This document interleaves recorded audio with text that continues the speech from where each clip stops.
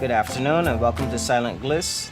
This is an instructional video on how to install the recess profile 6243. We have our profile here. For today's video, we're going to be using the 0241 bit.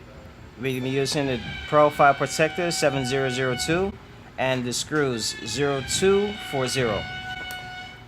First, you're going to already have your groove already installed, your recess groove installed. You put your track into your recess groove, then you take your track protector, squeeze it so the two ends meet, and then you let it go. It sits firmly in the track.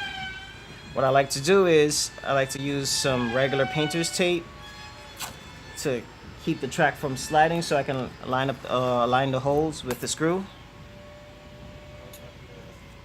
Let's get it right here.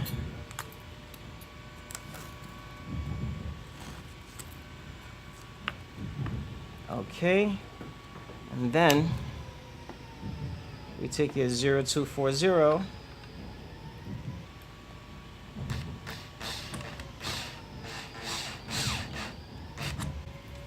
okay, once you already screwed that in, you remove the 7002 and take your tape off at that point, and your track is firmly in place.